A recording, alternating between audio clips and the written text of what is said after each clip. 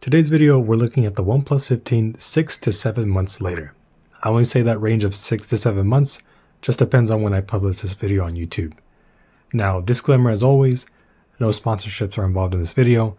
If you don't believe me, I like to take it a step further, unlike other reviewers, and show some receipts because I have them on hand, but also because I just want to show that I'm very transparent and honest with these reviews as I use my own funds.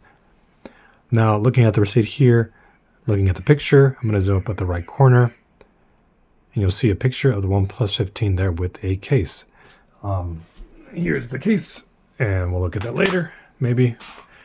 And based off the messaging, you'll see here he was offering me $700, but I actually traded him a S25 Ultra for this phone, which, yeah, so this is where I got this phone.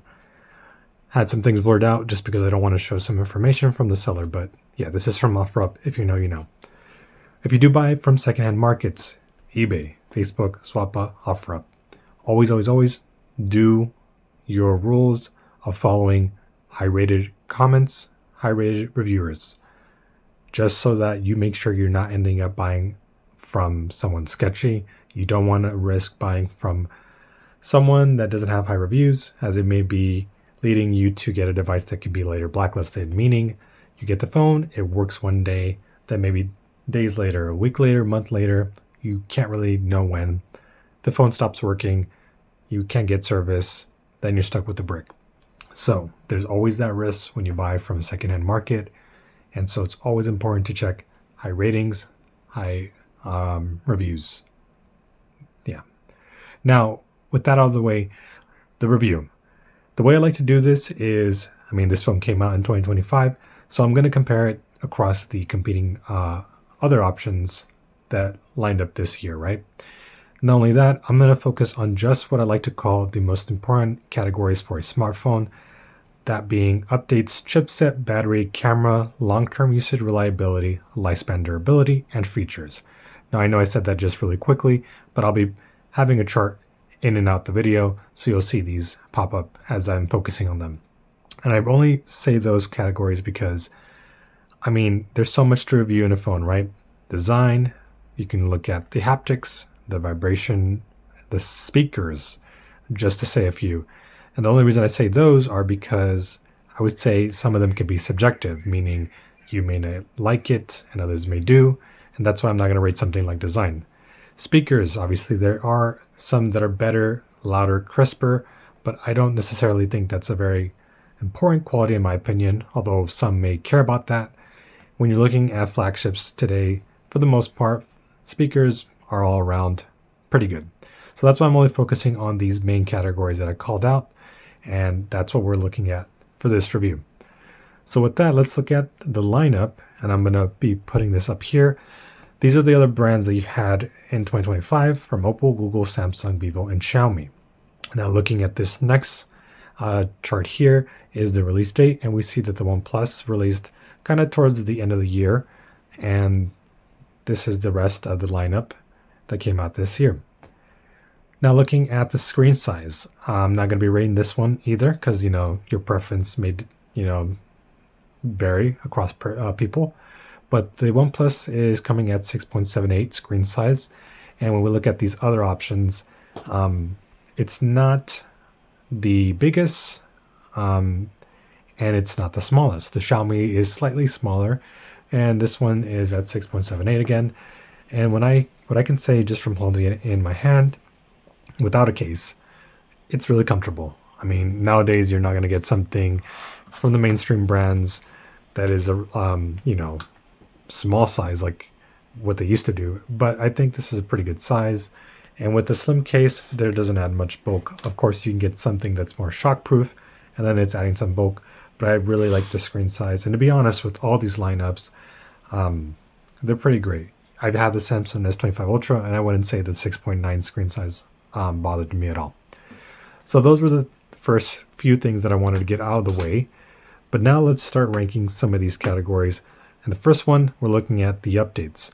So all these phones have different varying updates. We're looking at just the OnePlus, and I've done other reviews for the Samsung and the Pixel. Check them out on the channel. But I'm trying to make this one a little bit more quicker for you to digest. You look at the OnePlus and it has 4 OS updates, 6 security updates.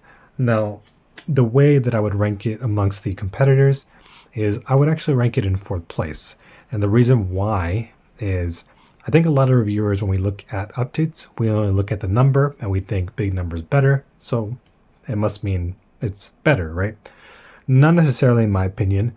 And while the OnePlus only gets 4 OS updates, 6 security updates, I kind of have it there at 4 points, not getting the most points, but still high up there in this category compared to something like the Xiaomi or even like the Pixel. And that's because the OnePlus, I'd say, when we talk about updates, I think gives you some great update features, but also it makes the phone age really well.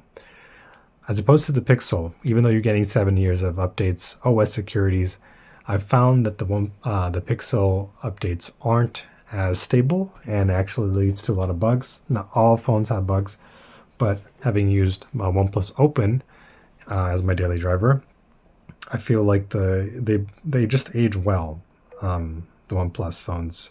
If you don't believe me, this phone, the OnePlus Open, 2 years have left, and it's only at 95% battery capacity. The OS that I have here with this OnePlus Open device is the same currently right now that I have on the OnePlus 15.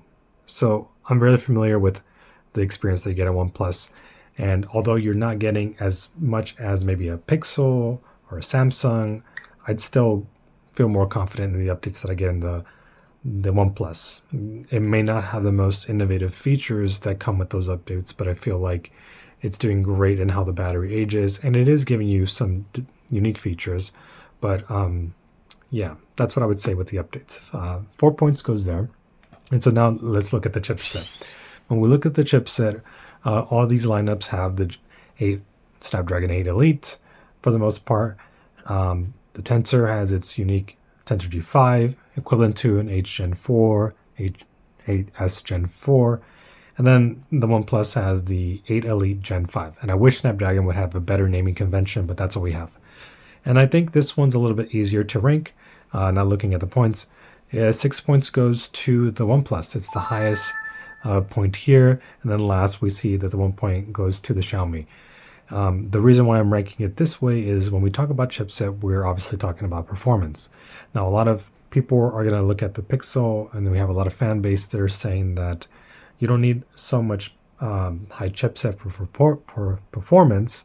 But I will say, though, that the Pixel's charging flagship price, which is kind of not, doesn't compute to me when you can get something that has high performance here, which with the equivalent price close to that.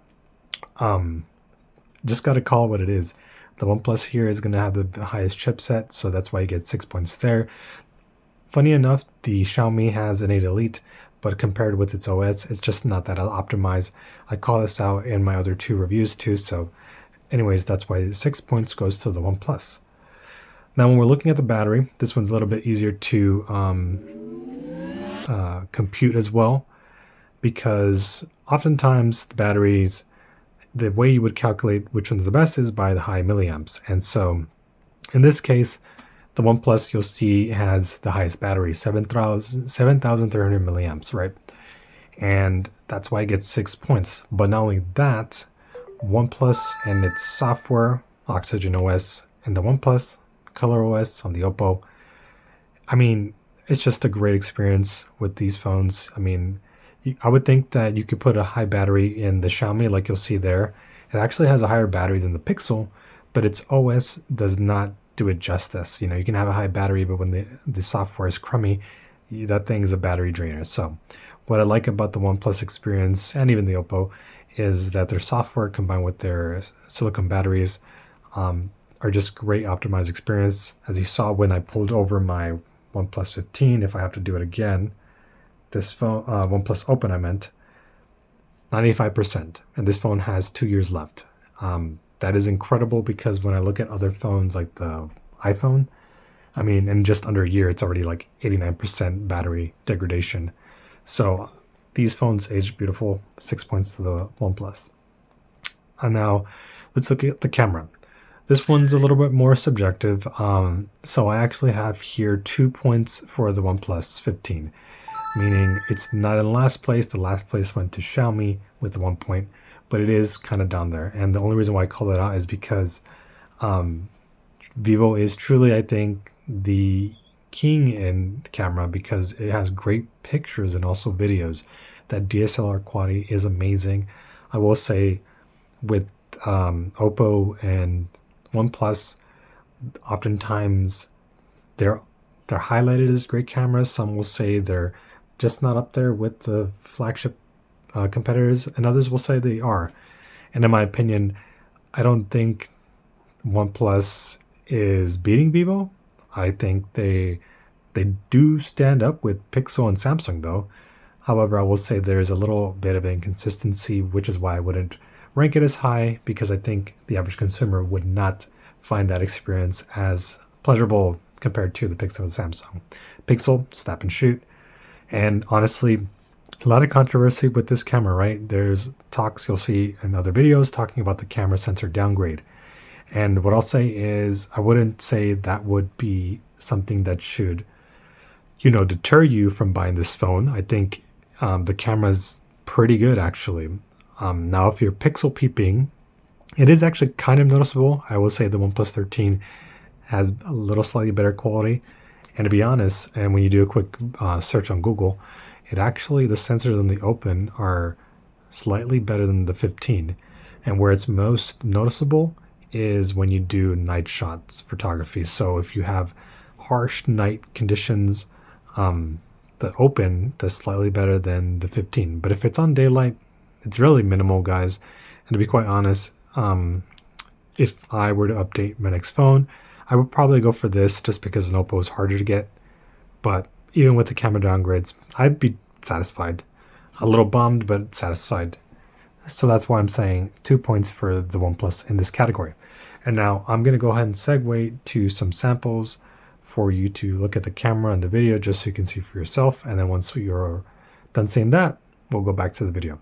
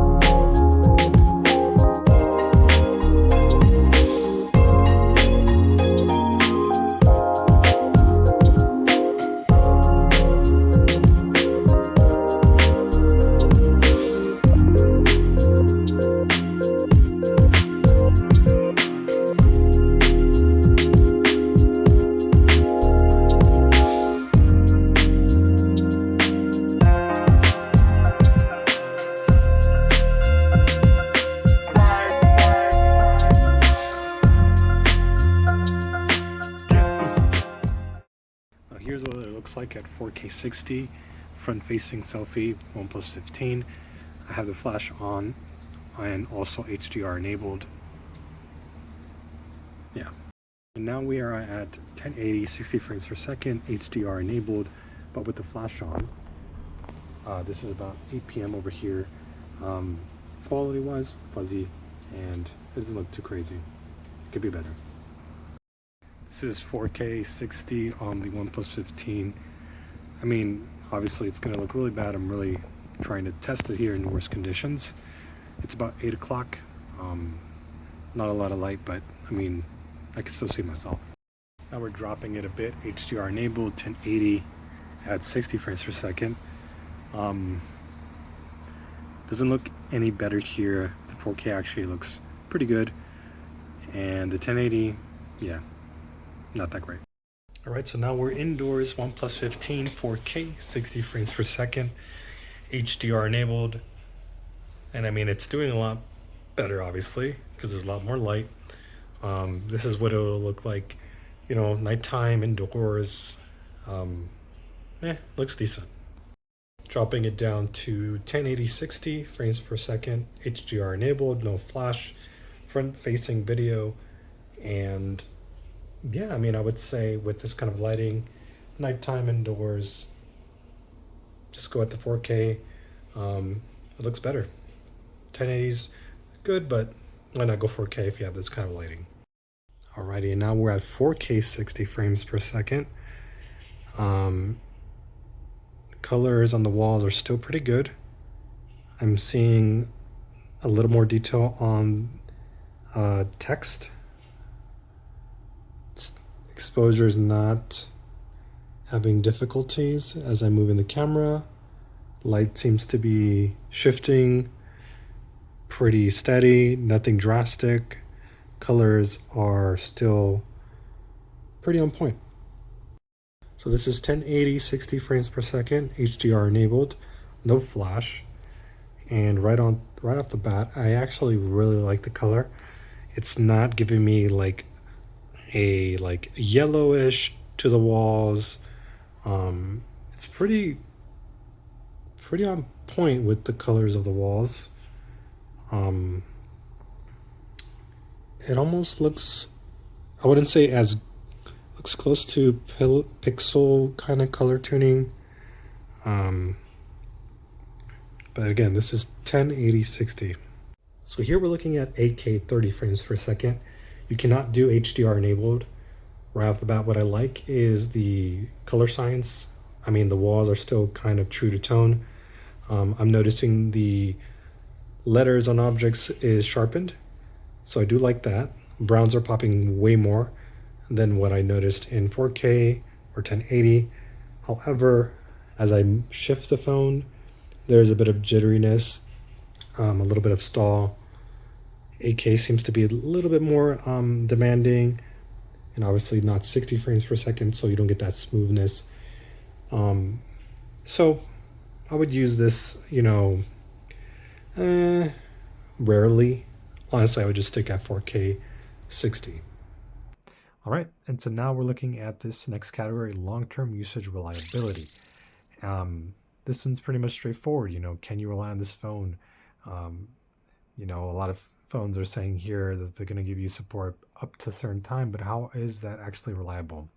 And so looking at the points, 6 points I'm going to say goes to the OnePlus.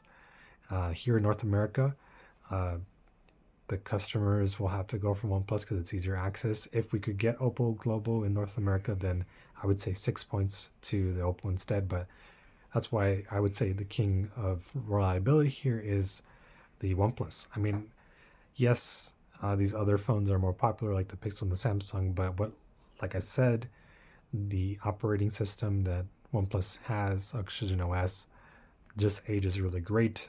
The batteries are just not taking a dent like these other brands, and that's why I love the experience for OnePlus. 6 points long-term reliability. Lifespan durability. So now this one's different. What I mean by lifespan durability is, can this phone actually be used comfortably, and how will it deal with repairs and warranty, right? And in this category, I would have to say 4 points goes to the OnePlus. It's not on the highest, though I'd say the 6 points goes to Samsung in this one because Samsung is the most popular in North America. You're going to have a better experience there if you have to do a repair warranty. Next then would be the Pixel, but then finally 4 points to the OnePlus. Unfortunately, at the time of this recording, OnePlus operations are shutting down in North America, so there used to be a time where you could send the phone to OnePlus and you can get it repaired, and so that's not the case. But I mean, you can't really do that with these other Chinese options. So yeah, it's not as great compared to Pixel or Samsung. So 4 points to the OnePlus. And then lastly, features. When we talk about features, not just the jam-packed stuff, but what's the most unique, useful features, right? And in OnePlus, I'm ranking it at 3 points. So not the highest here, if you were rooting for that, but the Samsung takes it away with the 6 points because if you've seen Samsung phones before, One UI is so jam-packed. I don't have to go into so much detail about this. I made a video on the Samsung deep dive, so check that on the channel. But what I'll say here about OnePlus is it's still pretty good, just not as useful as maybe Samsung. I mean, the battery is itself a feature. In terms of AI, it doesn't give you the most unique AI features, but it does at least capture the most, well-rounded things you need, like AI transcription. You have Magic Eraser with the Gemini stuff, but you don't have those unique things like Samsung Dex, a desktop mode. You don't have like Google Voice typing like on the Pixel, or call screening, or Now Playing. You do have some other things that I think people will maybe not find unique, but I mean, I think they're useful. Mindspace, a version of like Nothing's Central Space. I don't honestly use it quite often. AI Writer, I don't use that much often either. But the things that I find useful are like, let me just go into the settings, things like App Cloner, where you can, do apps clones of other apps for whatever other reasons you have them. So maybe you have a personal reason for getting app clone and maybe a work version of it too. So I like the app cloner. Another thing you could do that I find useful is the Wi-Fi Direct feature, and it's not that like exciting stuff, but not the Wi-Fi Direct. It was called Wi-Fi Assistant. There you go, where you can do dual channel network acceleration. So essentially, you connect to Wi-Fi mobile, and then boom, your Wi-Fi network is a little bit stronger. So not exciting stuff, but I think those are the ones that I find more useful. You have O-Connect stuff like that. Like if you want to, they have their own little ecosystem. I don't necessarily use this, so I don't find it as much like worth talking to. But yeah, I mean, I think OnePlus can be a little bit stale in terms of unique features. Do like the way you can change some of those folders like that now, but it's nothing crazy. Customization wise, I'd say Samsung UI. One UI does a lot more. So with that roundup, you'll see that the OnePlus ranks around 31 points, second place. So I wouldn't say it's like first place just because I can't recommend it fully to the average consumer. I think the average consumer, if I'm being quite honest, is not the techie kind of person and would find more comfortable usage with the Samsung. Now that's the ranking. However, if you had to tell me, I love the OnePlus. I mean, I'm going to be very sad when I have to discontinue this one because I mean, it's still kicking really well. The battery is beautiful. My experience is great. Yeah, this doesn't work, but the OnePlus 15 I would say would be a great option for anyone who just is tired of maybe going Samsung, Pixel, or iPhone. Things about this phone, I mean, I think you're in a really great spot getting this now 6 to 7 months later with prices now going a little bit lower. Case selection is not an issue. There's a lot of great things on Amazon. It's not like these other Chinese phones where it's kind of limiting. Repairability is going to be a tough one to say because, again, the operations are closing. So parts, I don't know if you'll find that. But I will say, though, I mean, I'm not one that's had to repair phones often. And I'm not even going to get this one repaired. But I think you're in a great, you can be confident in saying that this one is going to last you for a while. Now, if there's any questions, concerns you have about the phone, I mean, go ahead and put something in the comment section. I'll be happy to try to answer those questions to the best of my abilities. But I'd say if you are on the fence about a next upgrade, you've looked at this phone, you're curious, I'd say I could recommend it if you are a techie person.